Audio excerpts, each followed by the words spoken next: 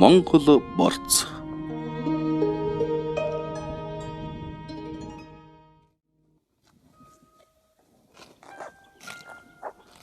Энэ бол насгүй идсэн эр үхэр.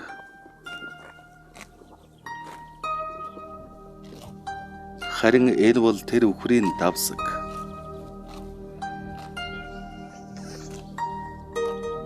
Давсаг дотор энэ шарын мах байгаа юм. Амьдын жингэрээ 400 кг үхэр яахаараа 4 кг махтай тэнцдэг үлээ гэж та асуух гэж байна уу? Тоглоом нарига гэж бодож байна уу? Эсвэл ямар нэгэн уран сэтгэмж гэж бодож байна уу? Аль нь ч биш. Энэ бол ерийн бодит үнэн. Чухам үүний үнэн учрыг л бид одоо үзүүлэх гэж байна.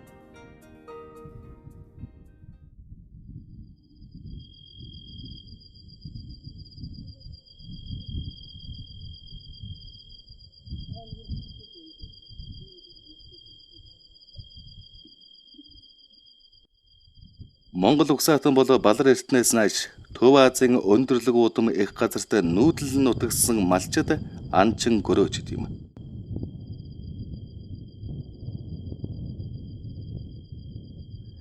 Адгуус амьтдыг анхлан гэршүүлэн мал улган малсан хүмүүс бол тэд байж ч магадгүй.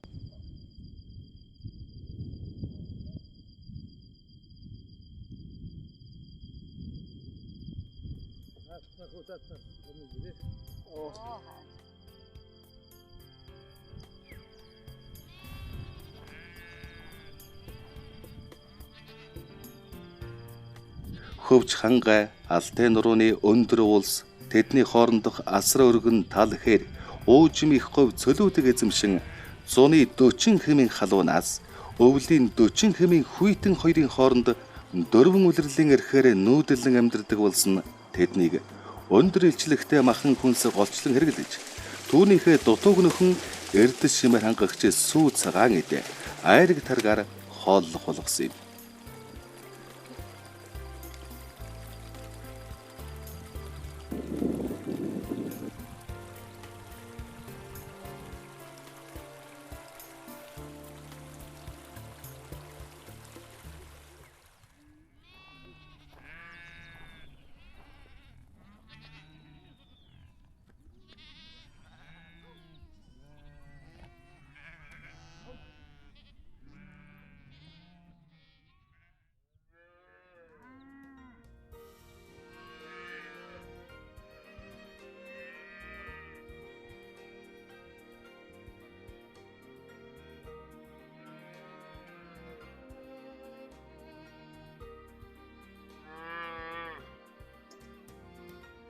Байгаль аж ахуйн гайхалтай энэ зохицол нь эртний нүүдэлчдийн онцгой соёл иргэншлийг бий болгожээ.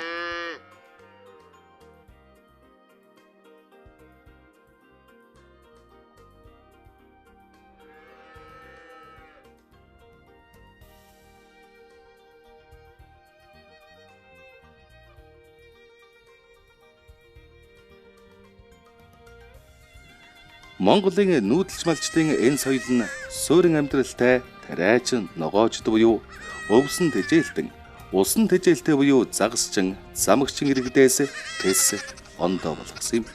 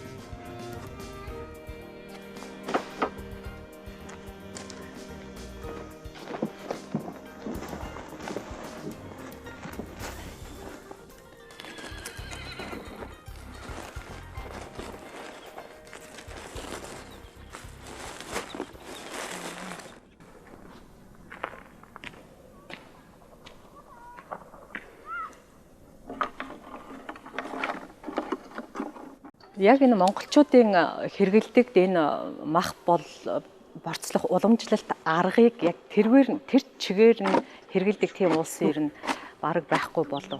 Яг энэ мах борцлох гэдэг нь маш нөгөө Монгол орны маань цаг уурын нөхцөлтэй их уялдаад байгаа юм арга байгаа юм л да. Бусад улс оронд болохоор давсалдаг, утдаг, эсвэл зүгээр одоо наранд тавьж хатаадаг гих мэтлэн иймэрхүү аргууд гол төлөв хэрэгэлдэг. Тэгээд махыг ингэж яг малын махыг хатааж ингэж борцолж хэрэгэлдэг улс орн ер нь цөөвтөрдөө.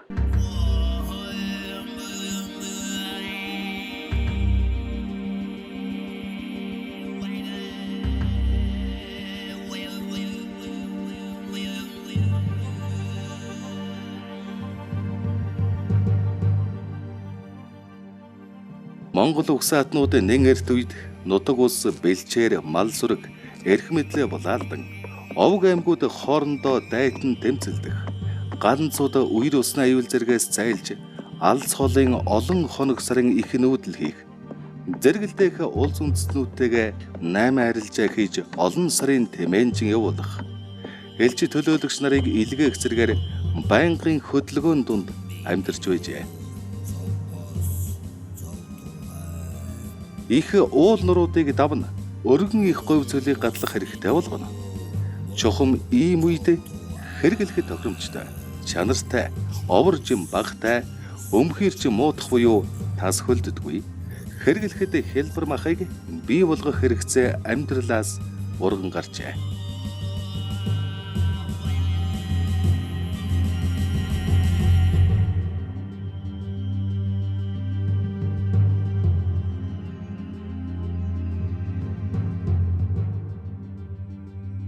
Тэгэхээр борцыг бий болгоход нөлөөс 2-3 хүчин зүйл байж болох талтай. Нэгдүгээрт бол тэр газар нутгийн уур амьсгалын нөхцөл, цаг агаарын нөхцөл нь борц хийхэд тохиромжтой байж таараа тийм ээ. Мэдээж Африкт бол Монгол урсчиг борц хийж чадахгүй. Энэ бол тэр гадаад орчны нөхцөл юм шиг байгаа. Нөгөө дотоод нөхцөл гэдэг дихтэйга зэрэг угаасаа хүнснийхээ бүтээгдэхүүнийг удаа хадгалж хэрэглэх шаардлага бол аль ч үед байсан. Одоо ч гэл байдаг тийм ээ. Тэгэхээр энийг удаа хадгалж хэрэгэлдэг ямар хэлбэр шилжүүлэх үү гэдэг бол аяндаа дуршигцаар байгаад энэ борц руу орсон байж мэднэ. Нөгөө талаас бол хамгийн хүчтэй шаардлага нь болвол хэдэн 10 төмт дайнд мордуулдаг Монголын ард түмэн бол яхахгүй хүнсээ өөр аваа явж явах ёстой шүү дээ. Тийм учраас тэр авч явдаг хүнс бол нэгдүгээрт удаа хугацаанд хадгалагддаг, мууддаггүй байх ёстой. Хоёрдугаарт жим багтай байх ёстой. Гуравдугаарт бол шив чанар сайтай байх ёстой л дээ. Тэгэхээр энэ гурван шин чанарыг зэрэг агуулсан бүтээгдэхүүн бол одоо яхахгүй борц. Тэгэхээр цэрэг дайны үйл ажиллагаа бол борцны технологиг хөгжүүлэхэд бол хамгийн хүчтэй дүрхэж өгсөн байж болох талтай.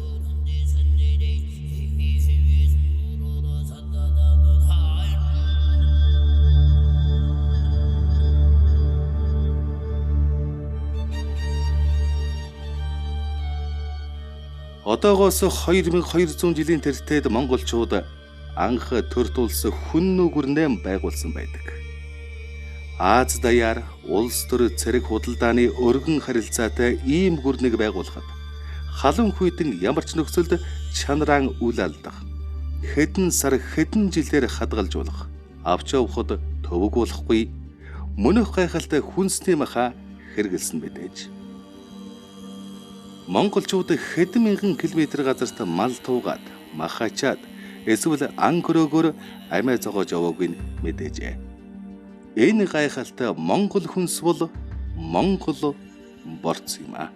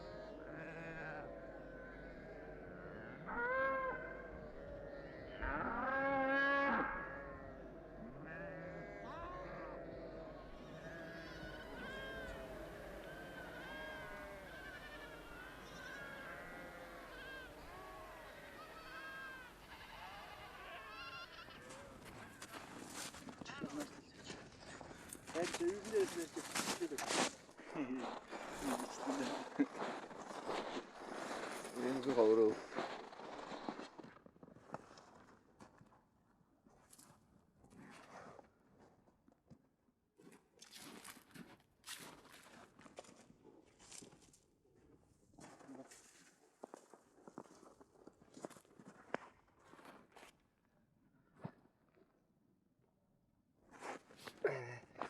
Хоолой дээр чи. Сайн болов.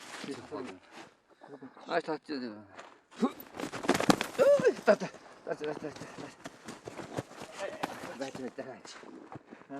Муу. Өчигдөр шат.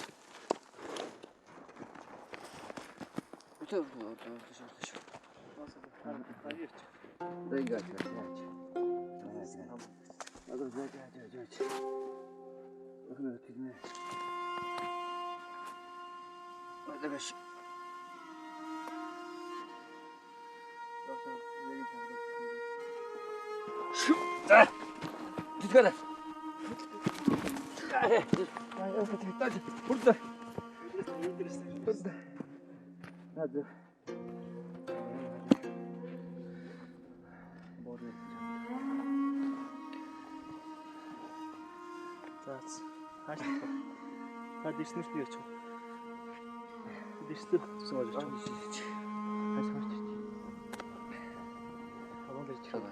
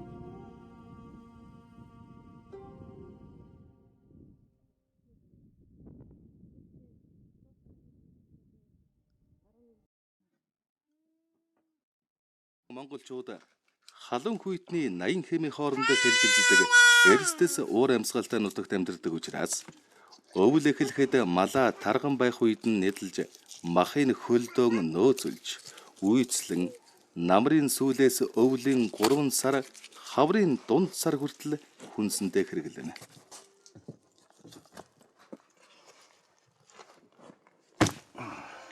Ингээ байж нааш.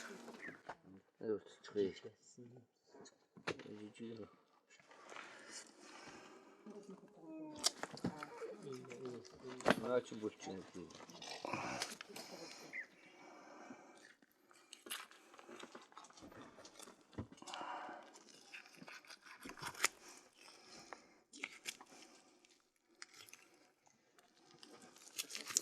Нэмгэн зүжанаг иймэрхүү. Күтэд махныхын насны шискэн агуулад үсэхгүй. Тасардгаас янтай. Нэмгэн зүжан бол нэг иймэрхүү ахтал болно доо.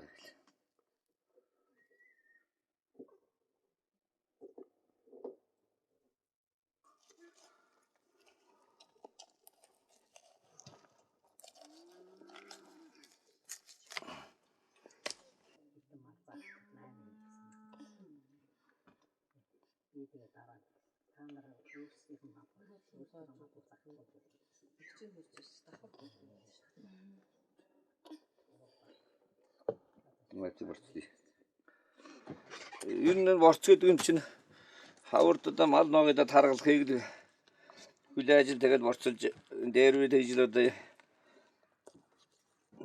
дээр хүмүүс тэгжил хийж ирсэн уламжлалтай байх гэж боддог.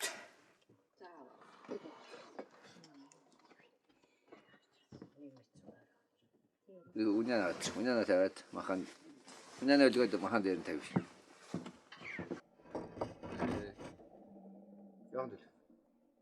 Монголчууд борцыг мах хөлдөх болсон үед буюу 11-р сарын сүүлчээр голдуу хийдэг.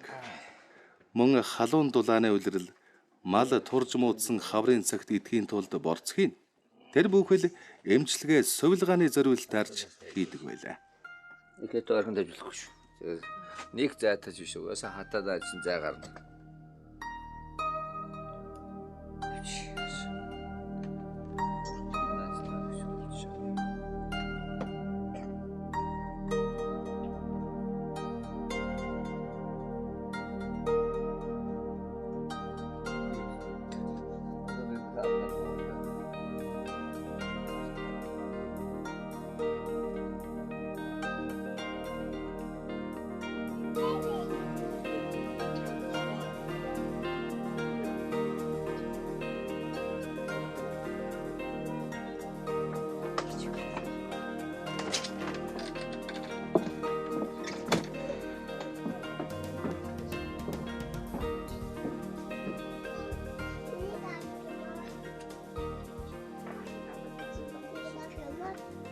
Ингэж зүсэж хөлдөөсөн махыг жухамдаа бол өвлийн дүнх үйтэн 3 сар мартчихдаг байна. Нүүдэлч малч монголчуудын ардын гэж болох нано технологийн гол нууц үүндэл байгаа юм. Товчоор хэлбэл хөлдөөж хатаах гэж хэлж болох юм. Ардын хэллэгээр бол өрөнд өх гэнэ. Зүссэн махаа 3 сар хөлдүүгээр нь хатаана гэсэн үг. Хэрхэн хөлдүүгээрээ хатсныг үзүүлээ л дээ.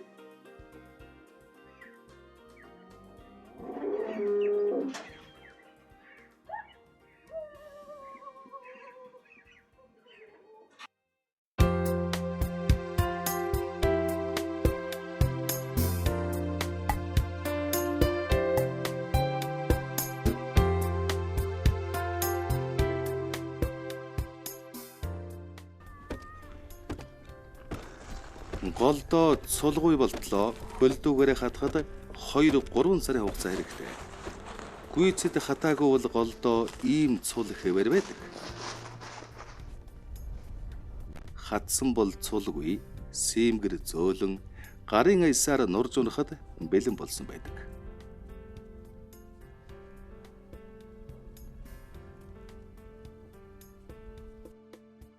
Бас гүйцэд өрн идэгдсэн болон идэгдэж гүйцээгүй борс хоёрын чин эрс тэрс ялгаатай. Чухам ингэж гүйцэд өрөнд идүүлсэн махыг л борц гэж байна.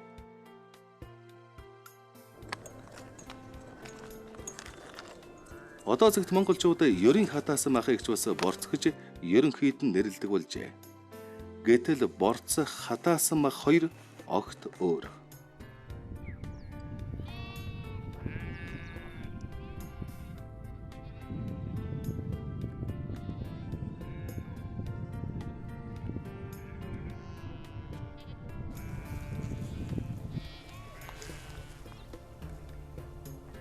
Дулааны улиралд мөн дулаан гэрт махыг муудуулахгүй удаан хэрглэхийн тулд бас ийхүү зүсэж заримдаа удаж хатаадаг.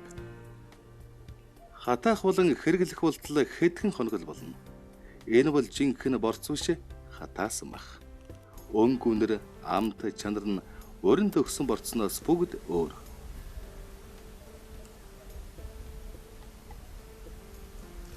Уламжлалт одоо аргаар хөлдөө хатаах аргаар боловсруулсан борцны чиг бол 5-6 дахин багасдаг. Тэгэхээр тэр усыг 5-6 дахин багасгачихж гэнэ гэсэн үг. Тэгэхээр усыг багасгачихж байгаа учраас цаана агуулгадж байгаа одоо нэг шимтэй бодисуудын маань агууламж төдий хэмжээгээр нэмэгдэнэ. Өөрөөр хэлэх юм бол борцвол төгс уурах тэр чигээр гэж хэлэхэд баг болохоор тийм хэмжээнд төрсэн байдаг.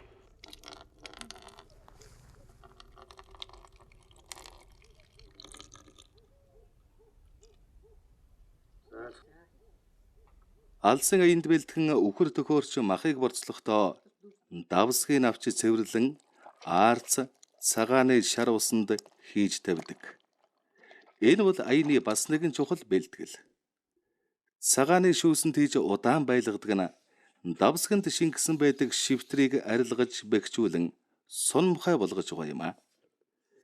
Ийхүү бэлдгсэн давсгийг гаргаж хатаагаад хэрэглэх болсон үедээ сүү түрхэн дэвтээж зөөлрүүлж сунгаж бэлэн болгоно. Борц бэлэн, давсаг бэлэн. Одоо борцоо давсгын хийх цаг боллоо.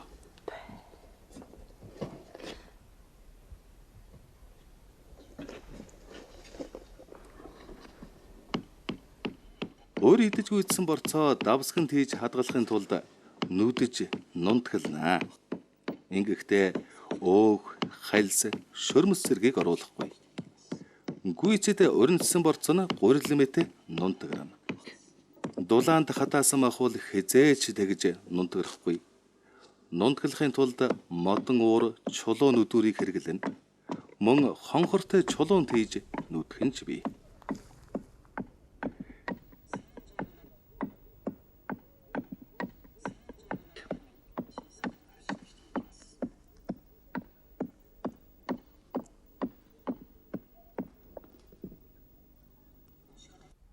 Ингээд л бүтэн өхрийн мах давсгандаа багтах нь энэ. Одоо үүнийг ус чийггүй хуурай газар нарны шууд тусгалаас хол хэдэн жилч хадгалж болно.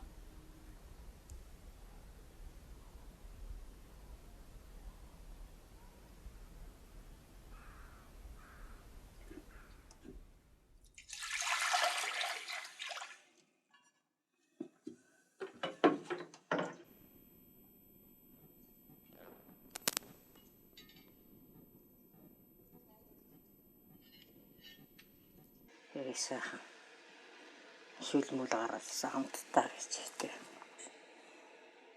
Хуурайчуулан нунтгалсан борцыг нэг хүнд 2 халбага ноогдохоор бодож усанд хийн. Бусад холцууд гурил будаа, төмс, хүнсний ногоотой холин чанж хэрэглэнэ.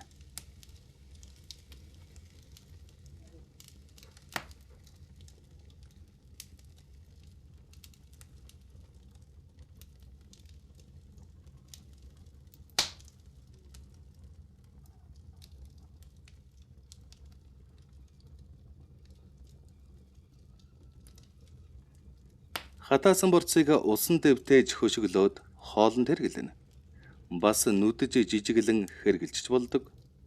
Үхрийн борцыг усан дэвтээхэд 2.4-өөс 2.5 дахин өсдгийг судлаачид тогтоосон байна. Ийм борцыг 15-аас 18 минут чанахад бүрэн сайн болдог. Гойд сайхан амттай, чанартай сайхан хоол болдог учраас монголчууд ийм борцтой хоол шөлийг идэж угаад ёстой л нэг ясны шөл гарч байна шүү гэж хэлдэг нь үний юм аа. Борцыг бол ингээ сайн нунтаглаад 60 градусын усанд үүсдэг болгож ийн гэдэг бол ер нь эцсийн эцэст. Сайн нунтгалсан борц маань ер нь баг наано хэмжээнд хүртэл задардаг болохыг харуулад байгаа юм. Тэгээд усанд хийгээд 60 градусын усанд хийгээд зайлахаар шил болдгийн учир юу байна вэ гэхээр зэрэг их жижигэрсэн учраас усан дотроо дисперс үүсгээд тунцчихгүйгээр дисперс үүсгээд ингээд бол одоо ингээ шил болчдөг байгаа юм. Тэгээд монголчуудын ярьдаг нөгөө шарын махыг урцлоо давсганд нь багтаагаад аваа явдаг гэдэг бол үндсэндээ бол маш дээд зэргээр нутаглаад борцоо бол наано ширхэгтэй болтол нь жижиглж чаддаг ийм аргыг бол монголчууд аль тэр дээр үед эзэмшсэн байсныг харуулад байгаа юм.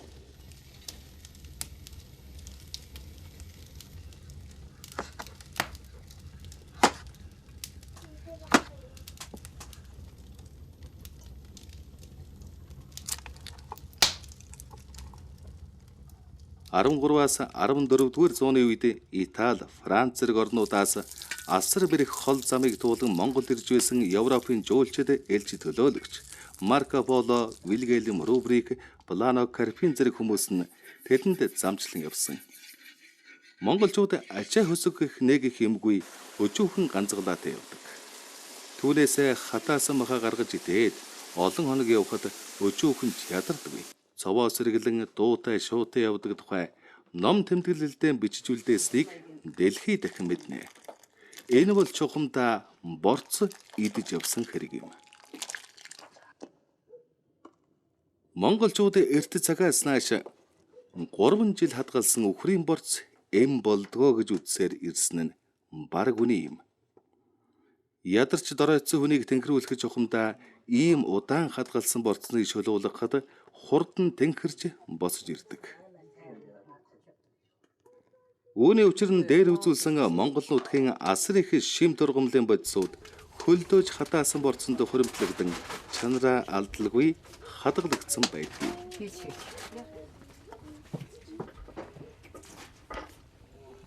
Зөөлөр галдар болж байгаа.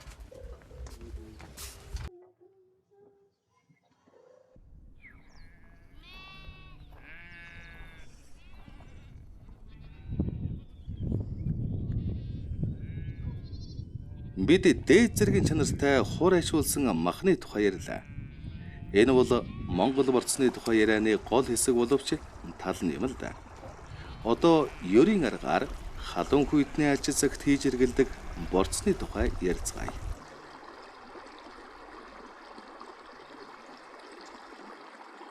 Уураг болохоор амин хүчил гэдэг бүтцийн нэгжүүдээс тогтдог гэж би хэлсэн тийм үү. Өөх тос болохоор тосны хүчил гэж нэрлэгдэх тийм бүтцийн хэсгүүдээс тогтоод байгаа юм. Энэ тосны хүчлүүдийн дотор химийнх нь бүтцээр хансан холбоотой, ханаагүй холбоотой гэж ангилдаг. Адууны маханд болохоор бүр олон ханаагүй холбоотой тосны хүчил маш их байдаг. Тэгэхээр энэ маань хадгалтанд их төсвөргүй. Уг нь бол биологи их өндөртэй, хүний эрүүл мэндэд сайн. Гэхдээ тийм биологи их өндөртэй учраас хадгалтанд төсвөргүй. Гэрэлтэй нөхцөлд, дулаан нөхцөлд маш амархан эсэлтчихдэг.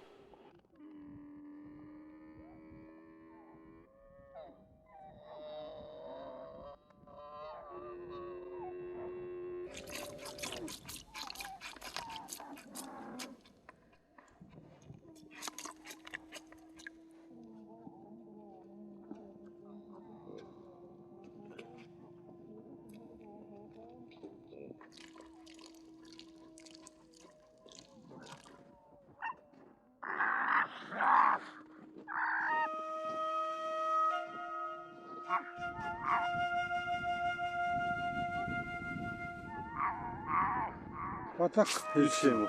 Ирсэн байлгүй. Ирсэн байлгүй ярьж илээ.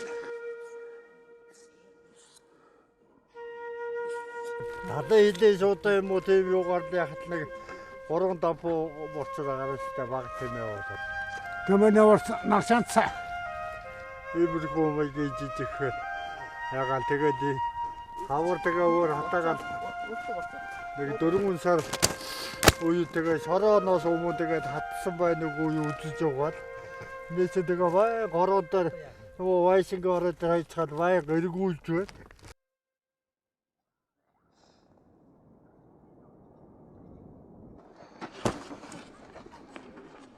Тата ингэж байгаа тавь. Хараа дээр гулсах нь байгаа хаа.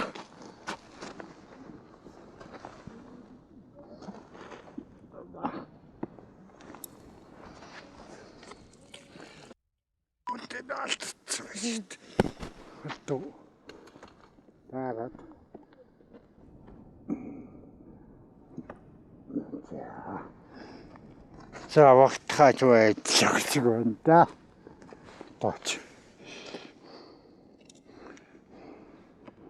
Тэмээний мах, ямааны мах болохоор өөхөндөө хансан хүчил ихтэй байдаг учраас өөхөн царцуу, биелэг байдаг. Ийм махыг борцлоход илүү тохиромжтой. Өөх нь амархан хуршихгүй, эсэлдэхгүй, чанар нь алдагдахгүй, ам түнэр нь өөрчлөгдөхгүй. Тэгэхээр хамгийн сайхан борц болдог, хамгийн удаан хадгалагддаг борц болдог мах бол тэмээний мах, ямааны мах хоёр.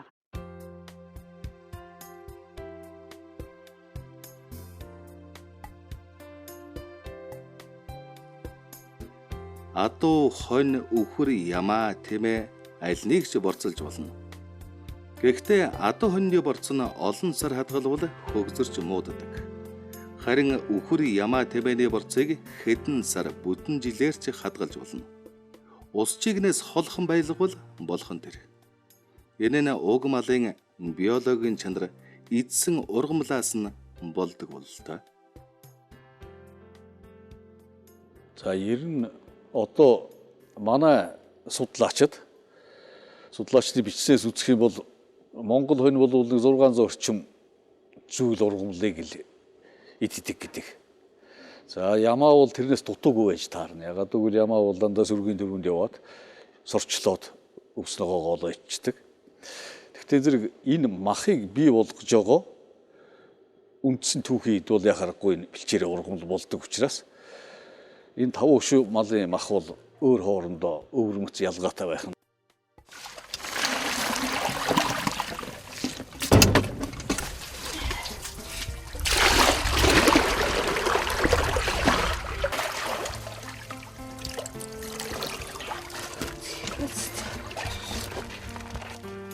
Энэ бол дэрсний дэмбүүл гэж үг байхгүй. Тэмээний жилбэн цай одоо хатаар тэмээ наран жилбэн зогсон энтэй ийм тэмээд хандал чанаж өгдөг. Ийм тийм дээрс гэдэг чи одоо энэ өндөр цагаан их юутай байгаа тийм энэ бол бага малч идэн энийг бол алин чиддэг. Тэгээ буутрага нэг юм байна. Цаг одоо энэ хүнтэй байхгүй байна. Бодрог гэдэг бол ингээл одоо ятууч ерөөсөө энэ гол бол үргэлж ярина.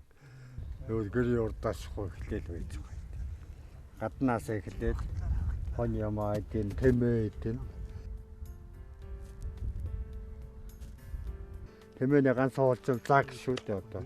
Хүний даралтанд их сайн байна. Даралт багсгадаг, чанаж уудаг ногооноор. Салмайг авчаанж уудаг. Хоохоос юуг нь бол авч төлөсөө гэдэг юу нүүрс дагуулахгүй нэг үжүүд их цай хоолоо игээд идчих тухайн гартаа хийх.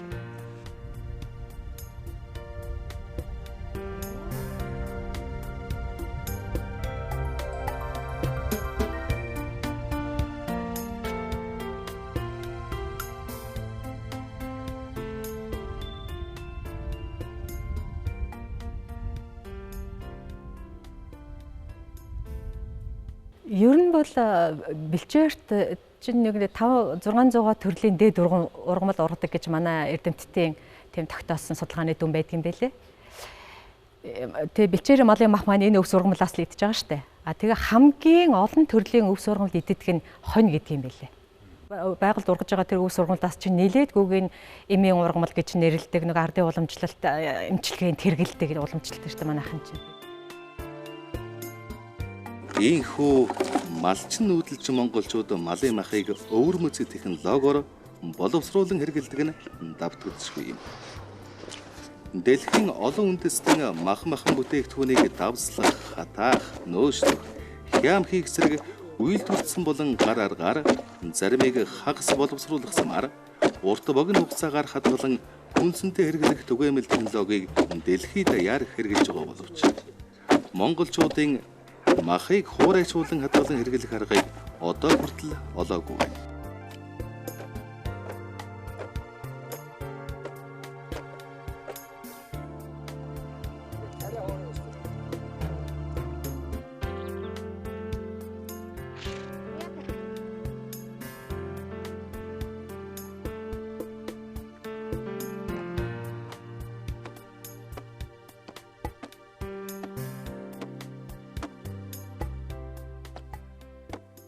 Монгол борц буюу хуурайшуулсан махыг харгана нано технологийн нэн эртний төгс хэлбэр